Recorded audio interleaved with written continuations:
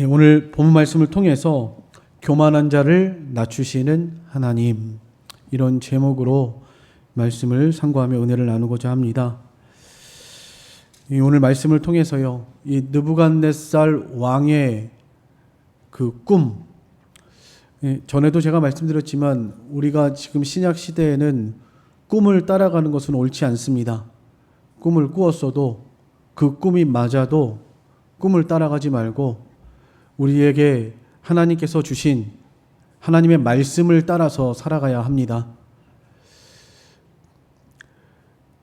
이 구약 시대에는 성경을 기록하기 위해서 하나님께서 신비한 방법으로 하나님의 선지자들에게 나타나시기도 하시고 음성을 들리기도 하시고 또 이렇게 꿈이나 환상 가운데에서 보이시기도 하셨습니다. 오늘 여기 본문에 느부갓네살 왕의 꿈, 그 꿈을 다니엘이 해석하고 또 그 꿈에 의해서 이 느부갓네살 왕의 앞으로 장래 일들에 대해서 이야기하고 있고, 또 교만함, 하나님께서 느부갓네살 왕의 교만함을 벌하시고 낮추시는 그런 내용이 오늘 본문에 기록되어 있습니다. 우리가 읽었던 성경 구절은 이런 모든 과정이 지난 후에 왕이 그 교만함을 깨닫고 하나님을 찬송하고 있는, 회개하고 하나님을 찬송하고 있는 그런 내용으로 이렇게 하나님을 찬송하는 내용을 기록하고 있는 것입니다. 그래서 사실은 성경 이 4장 전체를 오늘 다 읽어야 하지만 시간상 뒷부분만 읽었습니다. 앞에 내용들은 제가 설교를 통해서 설명을 드리고 느부갓네살 왕의 교만이 무엇이었는지, 또 하나님께서는 그의 교만을 낮추심을 통해서 오늘 우리 성도들에게 무엇을 깨닫게 하시는지 이것을 살펴보려고 합니다. 먼저 이 느부갓네살 왕이 꾼 꿈은 이런 꿈입니다. 땅의 공중에 한 나무가 있었는데 땅의 중앙에, 공중이 아니고 땅의 중앙에 한 나무가 있었는데 그 나무가 무지 큰 나무입니다. 그래서 그 높이가 하늘에까지 닿았고 저 뒤에서 땅 끝에서도 그 나무가 보일 정도로 큰 나무였고, 그 잎사귀는 너무너무 아름답고 열매가 주렁주렁 많이 열려 있어서 만민의 먹을거리를 주었고, 또 들짐승에게 그 그늘이, 공중의 새가 그 가지에 깃들고 있는 것을 보았습니다. 상당히 큰 나무, 아름답고 열매가 주렁주렁 달리고 많은 사람들과 짐승과 새들이 거기에 깃들어서 보호를 받는, 공급을 받는 이런 모습을 보게 됐습니다. 그런데 그때 하늘에서 한 순찰자가 나와가지고요, 그가 큰 소리로 나무를 베고 가지를 자르고 잎사귀를 떨구고 열매를 해치고 짐승들과 새들을 쫓아내라, 이렇게 말했습니다. 나무를 잘라버리는 거예요. 가지를 다 쳐내고 잎사귀를 털어버리고 열매를 다 해치고 거기에 모여있던 모든 들짐승, 새들 다 쫓아내라, 이렇게 명령을 하였습니다. 그렇지만 뿌리와 그루터기는 남겨두어라. 그리고 쇠와 놋줄로 동여라. 7해 동안, 7년 동안 그것을 잘, 그루터기를 쇠와 놋줄로 동하고 그렇게 7해를 지나게 해라. 이렇게 그 하늘에서 내려온 한 순찰자가 이런 음성을 하고, 그리고 그 나무를 향해서 그런 음성을 내는 그런 꿈을 꾸게 된 것입니다.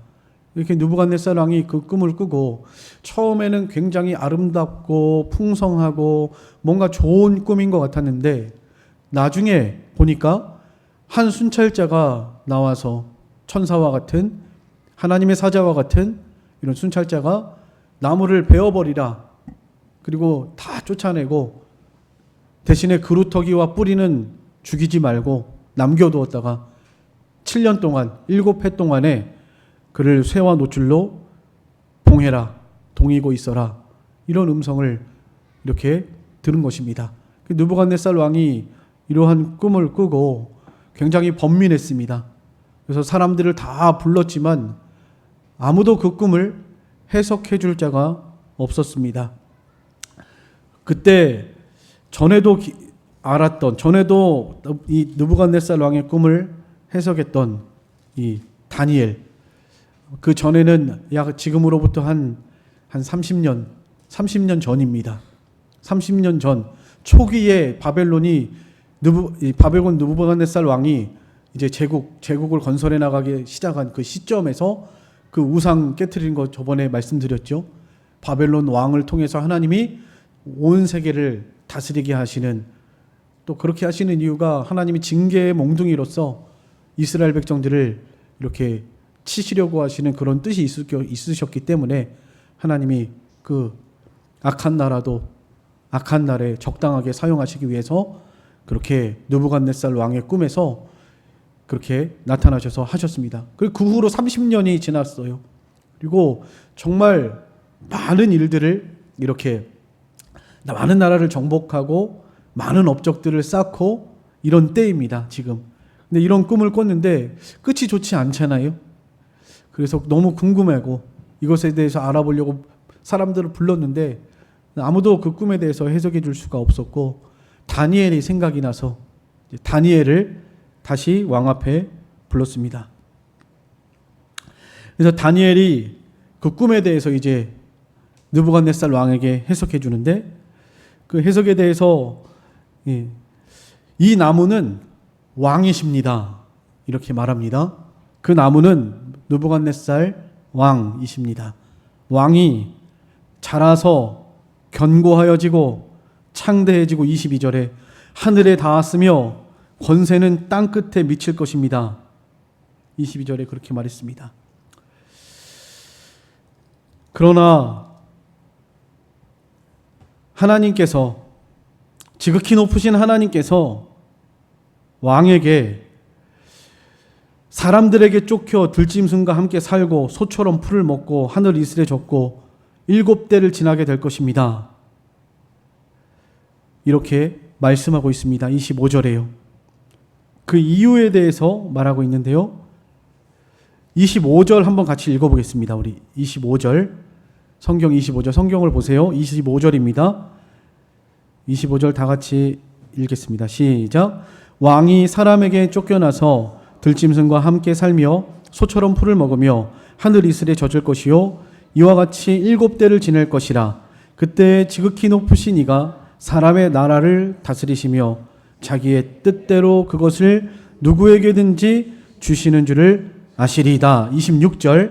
또 그들이 그 나무 뿌리에 그루터기를 남겨두라 하였은즉 하나님이 다스리시는 줄을 왕이 깨달은 후에야 왕의 나라가 견고하리이다. 27절까지 읽겠습니다. 그런즉 왕이여 내가 아뢰는 것을 받으시고 공의를 행함으로 죄를 사하고 가난한 자를 긍휼히 여김으로 죄악을 사하소서. 그리하시면 왕의 평안함이 혹시 장구하리이다. 이 다니엘이 꿈을 해석한 다음에 하나님께서 느부갓네살 왕에게 이렇게 행하시겠다고 하신 그 이유는 지극히 높으신 이가 하나님이시고 하나님이 사람의 나라를 다스리시고 자기 뜻대로 누구에게 주시는 줄을 깨달으라고, 하나님이 다스린다는 것을 깨달으라고, 왕이 그것을 깨닫게 되면 다시 회복될 것이라고 그렇게 말하고 있고요. 그러면서 지금이라도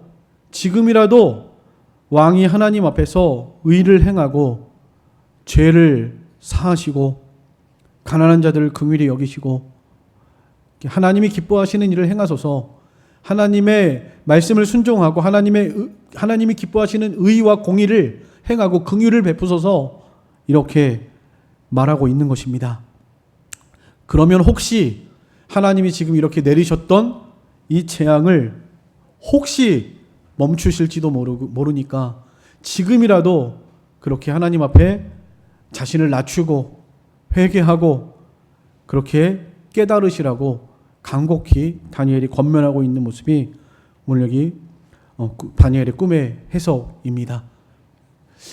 이 해석을 듣고 다니엘의 권면을 듣고 느부갓네살 왕이 깨닫고 회개했을까요? 그러지 않았습니다. 안타깝지만 하나님의 크고 두려운 하나님의 이 엄중한 경고의 메시지를 듣고서도 다니엘을 통해서 하나님 말씀하셨죠. 다니엘을 통해서 하나님께서 느부갓네살 왕에게 교만함을 버리고 하나님 앞에서 자신을 낮추고 하나님 앞에서 공의를 행하고 사람을 불쌍히 여기고 긍휼히 여겨라, 이렇게 말하면서 혹시 하나님께서 긍휼히 여기시면 왕이 평안할 것입니다, 이렇게 말했는데도 느부갓네살 왕이 그 말을 믿지 않았습니다. 그리고 순종하지 않았습니다. 그 증거가 30절입니다. 29절 30절도 같이 한번 읽어보겠습니다. 29절 30절 같이 시작. 12달이 지난 1년이네요. 1년의 기한을 주셨네요. 회개할 기한을 1년 주셨습니다. 12달이 지난 후에 같이 시작. 12달이 지난 후에 내가 바벨론 왕궁 지붕에서 거닐세 나 왕이 말하여 이르되 이 큰 바벨론은 내가 능력과 권세로 건설하여 나의 도성으로 삼고 이것으로 내 위엄의 영광을 나타낸 것이 아니냐. 이렇게 말할 때 하늘에서부터 소리가 내려서 내 나라의 왕위가 내게서 떠났다. 하나님께서 느부갓네살 왕에게 예언하신 대로, 경고하신 대로 그렇게 되어버리고 말았습니다. 느부갓네살 왕이 이룬 업적들 어마어마합니다. 아마 네이버 같은 데 검색하면 느부갓네살 왕으로도 나오겠지만 네부카드네자르 2세라고 바벨론 제국을 건설했던 그런 왕으로서 기록이 되어 있습니다. 특별히 그가 건설했던 바벨론 그 바벨론 성은 그 그리스의 고대 역사가 헤로도토스가 쓴 역사라고 하는 책에 의하면요, 바벨론의 성 둘레가 그 길이만 해도 66km고 그 넓이가 30m. 그래서 그 위로 마차가 다녔다고 그래요. 성벽 위로 마차가 다니고 그 성벽의 높이가 12m였다고 합니다. 어마어마하게 크고 장대한 그런 성이죠. 또 세계 7대 불가사의 중에 하나인 하늘정원, 아마 여러분들 인터넷 검색해 보시면 나올 겁니다. 하늘정원을 어떻게 그 고대에 이 바벨론이 그렇게 지었는지 지금도 불가사의한 일이다. 뭐 그것뿐만이 아니죠. 그보다 훨씬 더 전에 이집트의 피라미드, 애굽 나라 이집트의 피라미드 같은 것도 세계 불가사의 중에 하나죠. 그게 다 성경에 있는 그런 왕들이 한 업적들이고 거기에 이용당한 종들이 바로 노예들이 이스라엘 백성들이다. 이스라엘 백성들이 그 심한 고역과 노역, 많은 사람이 죽고 다치고, 그래서 그 고역과 노동이 너무 심해서 하나님께 고통을 호소하면서 울부짖었던 그 이스라엘 백성들이 그 일을 한 거죠.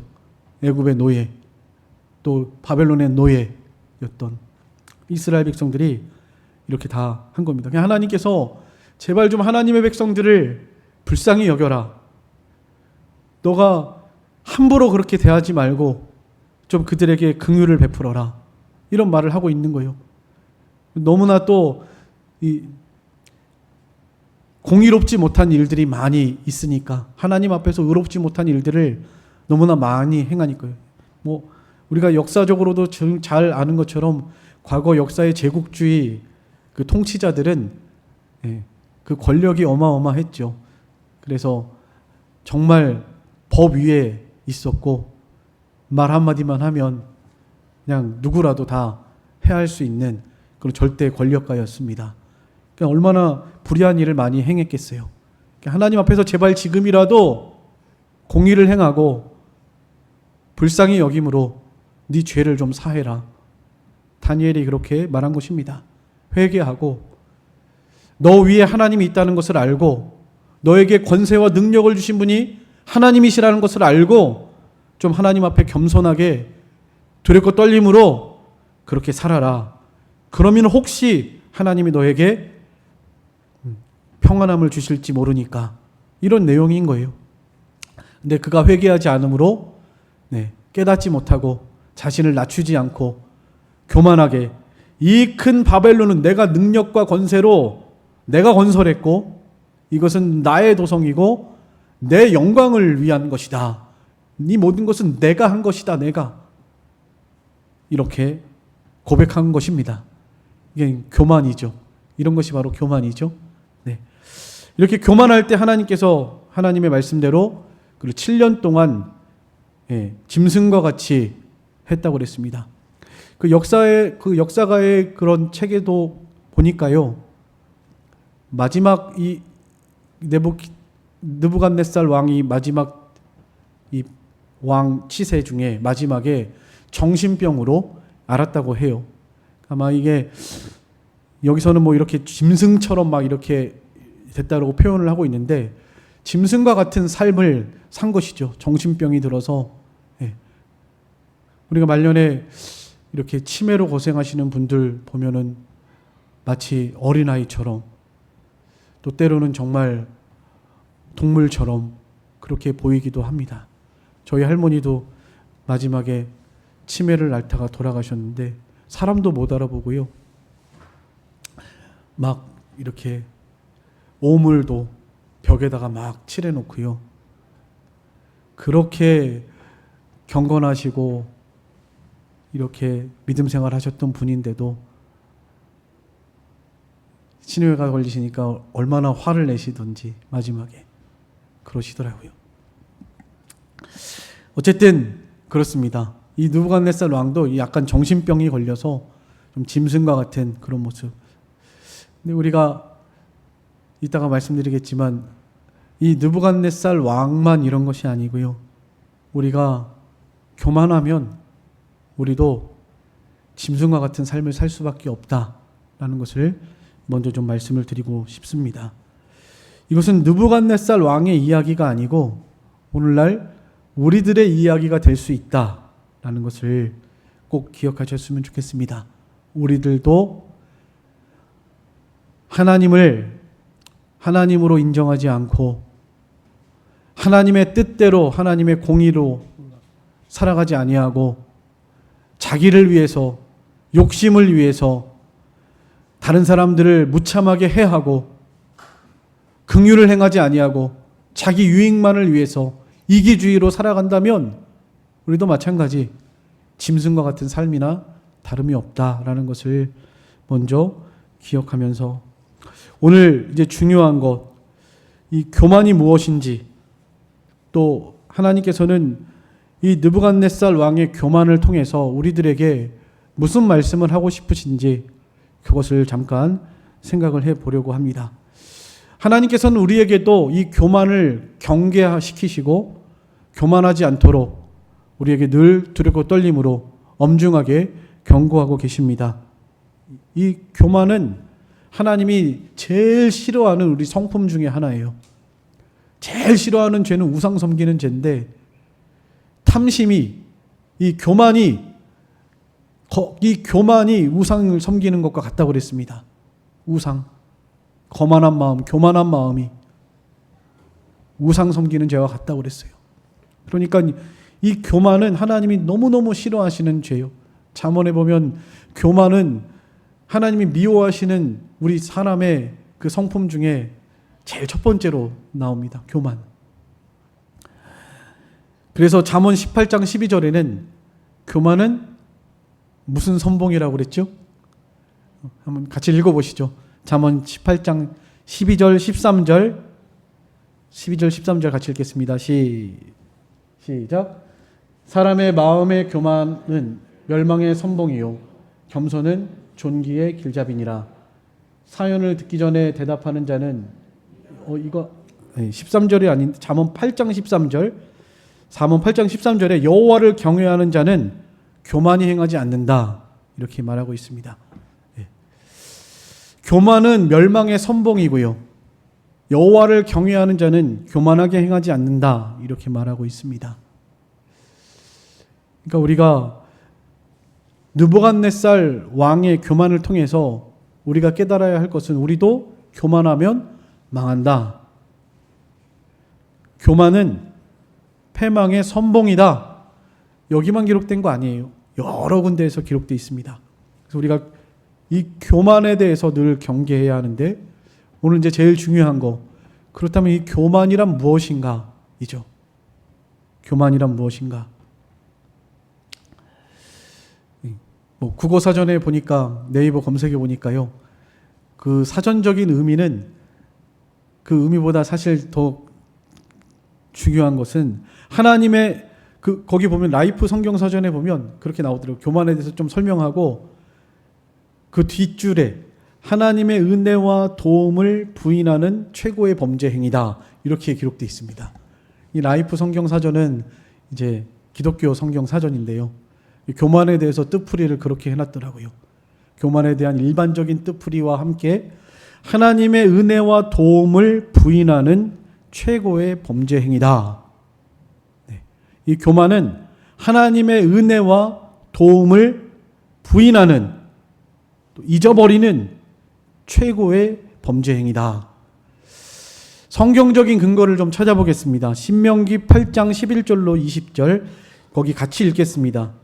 신명기 8장 11절로 20절입니다. 이게 교만이에요. 제가 지금 교만을 설명드리는 것입니다. 신명기 8장 11절로 20절입니다.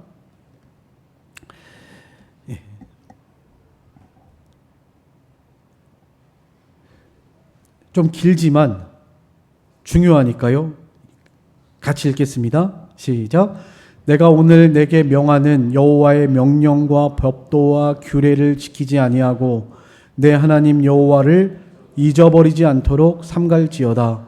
내가 먹어서 배부르고 아름다운 집을 짓고 거주하게 되며 또 내 소와 양이 번성하며 내 은금이 증식되며 내 소유가 다 풍부하게 될 때에 내 마음이 교만하여 내 하나님 여호와를 잊어버릴까 염려하노라. 여호와는 너를 애굽 땅 종되었던 집에서 이끌어내시고 너를 인도하여 그 광대하고 위험한 광야 곧 불뱀과 전갈이 있고 물이 없는 간조한 땅을 지나게 하셨으며 또 너를 위하여 단단한 반석에서 물을 내셨으며 내 조상들도 알지 못하던 만나를 광야에서 내게 먹이셨나니 이는 다 너를 낮추시며 너를 시험하사 마침내 내게 복을 주려 하시며느니라. 그러나 내가 마음에 이르기를 내 능력과 내 손의 힘으로 내가 이 재물을 얻었다 말할 것이라. 내 하나님 여호와를 기억하라. 그가 내게 재물 얻을 능력을 주셨음이라. 이같이 하심은 내 조상들에게 맹세하신 언약을 오늘과 같이 이루려 하심이니라. 내가 만일 내 하나님 여호와를 잊어버리고 다른 신들을 따라 그들을 섬기며 그들에게 절하면 내가 너희에게 증거하노니 너희가 반드시 멸망할 것이라. 여호와께서 너희 앞에서 멸망시키신 민족들 같이 너희도 멸망하리니 이는 너희가 너희 하나님 여호와의 소리를 청종하지 아니함이니라. 네. 이것이 교만인 것 같습니다. 하나님께서 모든 것을 주셨는데 마치 자기가 잘해서 된 것처럼 생각하는 것, 그것보다도 더 나아가서 하나님 자체를 인정하지 않는 것, 하나님을 잊어버리고 사는 것, 자기가 잘해서 사는 줄 아는 것, 그것이 교만이다. 또 하나는 청종하지 않는 것, 맨 마지막 절에 그랬죠. 8장 20절에 하나님의 말씀을 청종하지 않는 것. 말씀을 하나님이 주시는데도 그 말씀을 잊어버리고 여호와를 경외하지 않는 것, 그것이 또 교만인 것 같습니다. 잠언 3장 1절로 7절 거기도 같이 읽겠습니다. 잠언 3장 1절로 7절입니다. 좀 성경 구절이 길지만 중요해서 핵심이기 때문에 좀 길어도 읽겠습니다. 잠언 3장 1절로 7절. 이것이 교만인 것 같습니다. 내 아들아, 나의 법을 잊어버리지 말고 내 마음으로 나의 명령을 지키라. 그리하면 그것이 내가 장수하여 많은 해를 누리게 하며 평강을 더하게 하리라. 인자와 진리가 내게서 떠나지 말게 하고 그것을 내 목에 매며 내 마음판에 새기라. 그리하면 내가 하나님과 사람 앞에서 은총과 기죽이 여김을 받으리라. 너는 마음을 다하여 여호와를 신뢰하고 내 명철을 의지하지 말라. 너는 범사의 그를 인정하라. 그리하면 내 길을 지도하시리라. 스스로 지혜롭게 여기지 말지어다. 여호와를 경외하며 악에서 떠날지어다. 아멘. 스스로 지혜롭게 여기지 말며 교만하지 말라는 것이죠. 너의 모든 삶의 인도자, 통치자, 주관자는 하나님이시다. 교만하지 말아라. 너가 스스로 잘 사는 줄로 착각하지 말아라. 그런 말씀이죠. 예, 이런 것이 교만인 것 같습니다. 하나님의 말씀을 잊어버리고 여호와를 경외함이 없는 삶. 이것이 느부갓네살의 교만과 똑같은 오늘날 우리 성도들의 우리가 잘못할 수 있는 이런 교만이다. 제가 지금 두 가지를 말씀드렸죠. 아까 신명기 8장에서는 하나님을 잊어버리고 청종하지 않는 것. 모든 걸 하나님이 주셨는데 그 하나님을 잊어버리는 거예요. 은혜를 잊어버리는 겁니다. 그리고 하나님의 말씀에 귀 기울이지 않는 거예요. 느부갓네살 왕도 다니엘이 지금 경고했죠. 말씀으로 경고했죠. 분명하게. 혹시 하나님이 평안을 주실지 모르니까 지금이라도 하나님 앞에 의를 행하십시오. 불쌍히 여기십시오. 사람을 불쌍히 여기십시오. 긍휼을 행하십시오. 이렇게 말씀을 한 겁니다.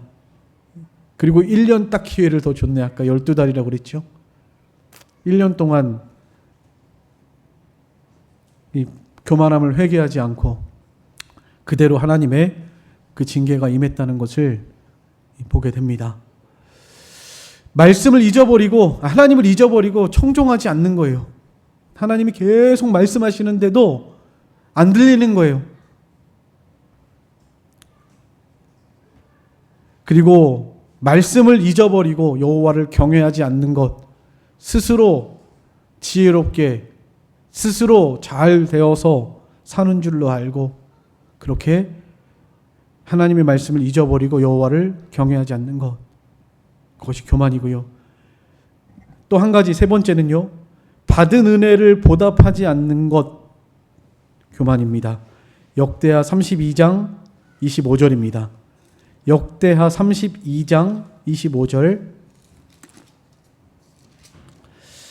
같이 읽겠습니다. 한 절이니까요. 25절 같이 읽겠습니다. 시작. 히스기야가 마음이 교만하여 그 받은 은혜를 보답하지 아니하므로 진노가 그와 유다와 예루살렘에 내리게 되었더니, 히스기야가 마음의 교만함을 뉘우치고 예루살렘 주민들도 그와 같이 하였으므로 여호와의 진노가 히스기야의 생전에 그들에게서 내리지 아니하여. 여호와의 진노라고 분명히 말하고 있죠. 마음의 교만함을 뉘우쳤다 그랬죠. 은혜에 보답하지 않는 것, 이것이 교만한 것입니다. 은혜로 살아가는데 은혜가 은혜인 줄 모르고 살아가는 것. 그리고 욥기 15장 25절 한 가지만 더 하면 전능자를 대적하는 것. 욥기 15장 25절 이렇게 기록되어 있습니다. 중요한 것은 이 모든 맥락 속에서 하나님을 하나님으로 인정하지 않는 것이 바로 교만이에요. 우리의 삶 속에서요, 세상 나라를 다스리시고 우리에게 복을 주시기도 하시고 높이기도 하시고 낮추기도 하시는, 죽이기도 하시고 살리기도 하시는 그 하나님을 하나님으로 인정하지 않고 자기 스스로 잘해서 지혜로워서 능력이 있어서 살아가는 줄 아는 것, 그러면서 하나님을 잊어버리고 말씀에 청종하지 않는 것, 하나님을 경외함이 없는 것, 그것이 교만이다라고 성경 여러 군데를 통해서 우리에게 말씀하고 있습니다. 이 모든 맥락 속에서 느부갓네살 왕이 바로 그런 교만함을 통해서, 이 교만함을 통해서 우리에게 말씀하시고자 하시는 하나님의 메시지가 바로 이것입니다. 교만하지 말고, 하나님은 교만한 자를 멸하시고 낮추시는 하나님이시다.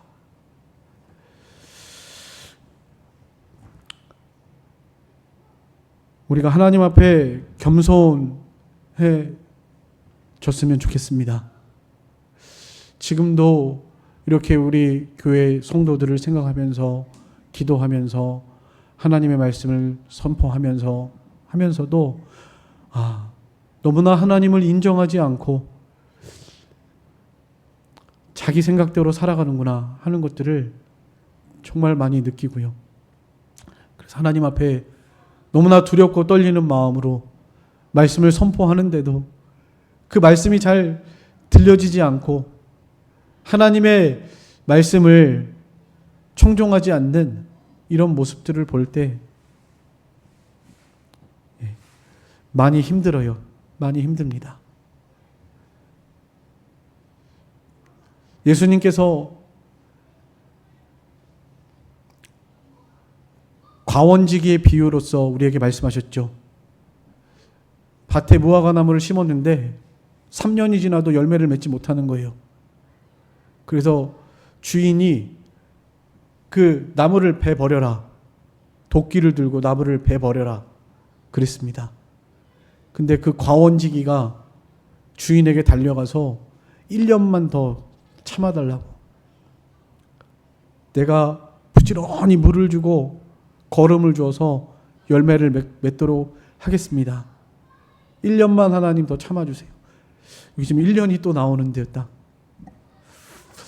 그런 마음이 자꾸만 들어요. 그냥 하나님께 1년만 하나님 더 기회를 주세요. 용서해 주시고 불쌍히 여겨주시고, 제가 부족해서 제가 잘 말씀을 제대로 잘 전달하지 못하고 제가 기도가 부족해서 그런 거니까 하나님 용서해 주시고 불쌍히 여겨달라고, 그런 마음이 나오는 거예요.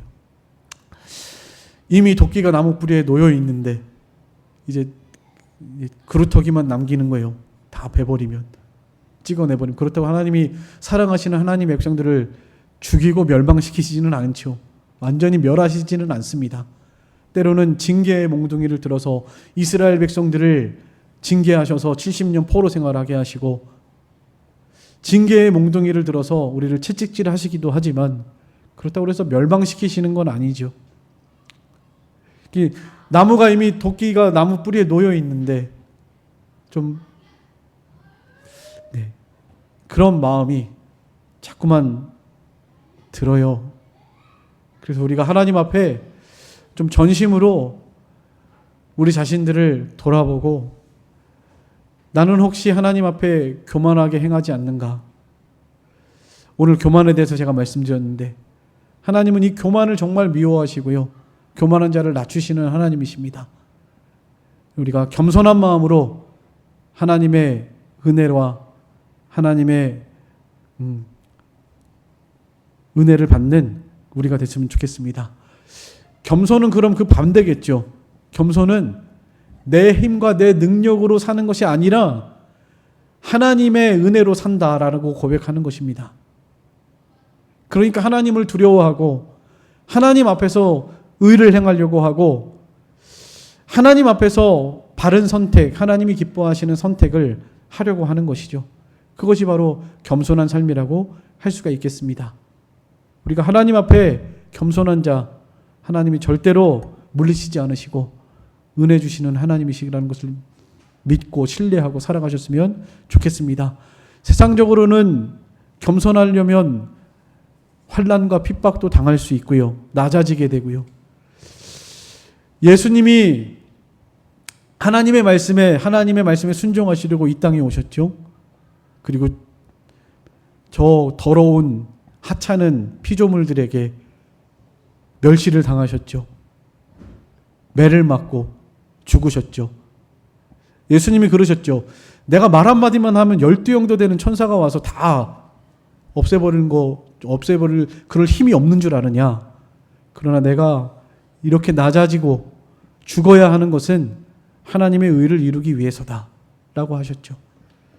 예수님이 그 말할 수 없는 고통, 겟세마네 동산의 기도에 그 간절한 기도, 그 고통, 슬픔과 아픔의 기도, 간절한 기도, 우리를 위해서 당하신 고난, 낮아지기 위해서 다 당하신 고난이죠. 하나님의 말씀에 순종하시려는 고난이었습니다. 그러나 하나님께서는 높여주신다는 거예요. 우리 이따 오전에 주일 학생들 하나님이 시험을 통해서 우리를 연단하시는데 시험이 올 때 우리가 때로는 고난도 당하고 환난도 당하고 어렵고 옥에 갇히기도 하고 매맞고 힘든 일을 당할 수 있지만 그러나 하나님께서 높여주신다. 낮아진 자들은 높음을 자랑하라. 이런 말씀이 있습니다. 야고보서 1장에요.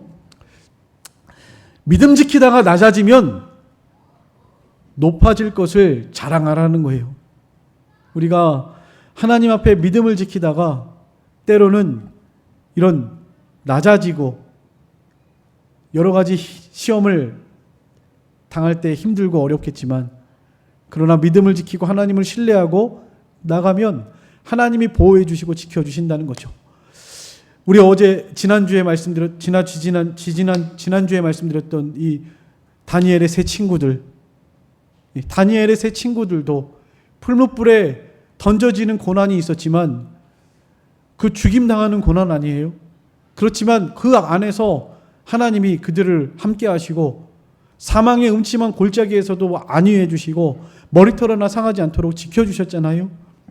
하나님께서 그렇게 은혜 주신다는 거예요. 겸손한 자에게. 겸손히 하나님께 순복하는 자들에게 은혜 주신다는 것입니다. 마지막으로 성경 두 군데만 보고 마치겠습니다. 야고보서 4장 6절입니다.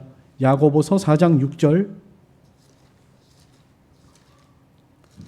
야고보서 4장 6절 같이 읽겠습니다. 다 같이 시작. 그러나 더욱 큰 은혜를 주시나니 그러므로 일렀으되 하나님이 교만한 자를 물리치시고 겸손한 자에게 은혜를 주신다 하였느니라. 네. 겸손한 자에게 은혜를 주신다. 잠언 22장 4절. 잠언 22장 4절입니다. 잠언 22장 4절.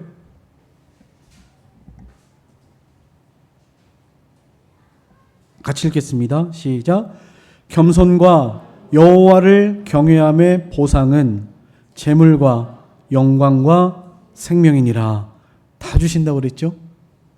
겸손과 여호와를 경외하는 자들에게는 그 보상으로 재물 주시고 영광도 주시고 생명도 주신다. 오늘 말씀을 맺겠습니다. 말씀을 생각하시면서 이 시간 함께 통성으로 기도하실 건데요. 우리가